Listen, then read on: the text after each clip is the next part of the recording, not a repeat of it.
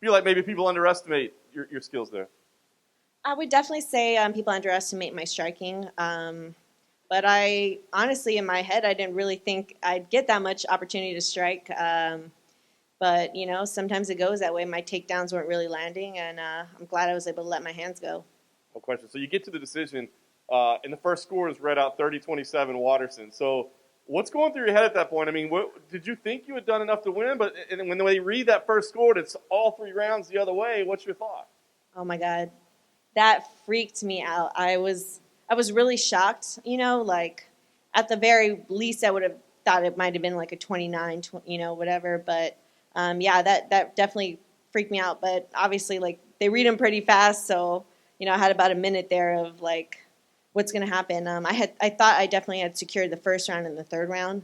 So yeah, just glad it came out my way. No doubt. And overall, the experience, I mean, this has been a weird training camp for everybody. It's a weird feeling in there in an empty building, right? I mean, what's this experience been like for you? Honestly, it definitely wasn't like a traditional fight week. There's usually all the things, the media, the media face-offs, like just everyone's gathering in one room that kind of gives you like that UFC fight week feeling. And even like the crowd, just all the things that kind of really make it feel like fight week we didn't have. It almost, for me, it felt like I was like, it was like a hard training session at the gym. Like, all right, this is gonna be like, got to have a good one today. Like, but yeah, it's a little bit of a surreal feeling, to be honest. No question. Last thing for me, what now? Another win? I mean, you're on a roll here. Who do you see? Is there a name that you want to see next, or a time that you want to fight? What makes sense for you next? Yeah, I'd been calling Claudia Gadelha out a while ago for a rematch, and I heard she recently called me out. So I think that's a fight that we both want, and I'd love for that to happen sometime soon. Carla, right here.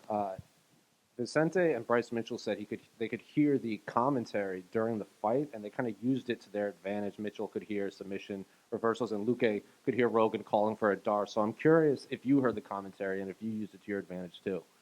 I heard it was such a weird thing because normally like you hear the crowd and you kind of might hear it faintly, but like it was total like you could hear like everything. And I even heard Cormier saying, like, I haven't even watched fight yet.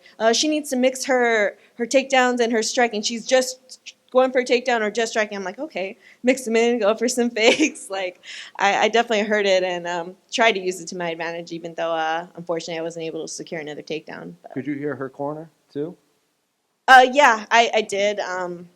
I kind of, like, expected to hear her corner, like, mindset-wise, because I know their gym's pretty, like, from what I've, like, my experience of hearing them corner, very, like, whoa, that was amazing, that was beautiful. Like, they're, they definitely call things out, and I think they do that, I don't know, maybe for, like, the judge's sake or whatever, but I definitely, I especially with no crowd, I definitely was able to hear her corner. Was it comparable to fighting on Tough with no crowd? I would say it's like, it was like a happy medium, because on Tough,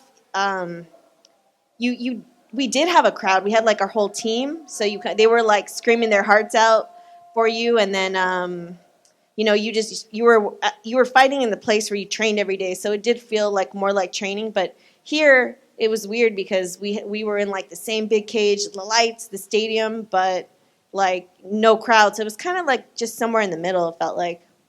And one final one. What did you make of the Jacare news last night after he was pulled after testing positive?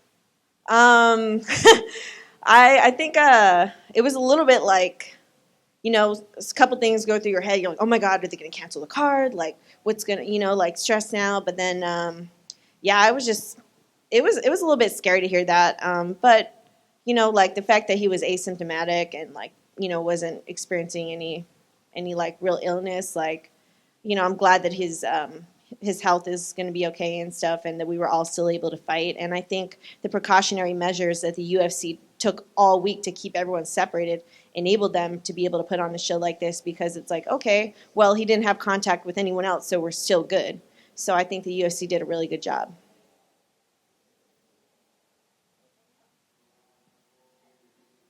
Thanks, guys. VIP.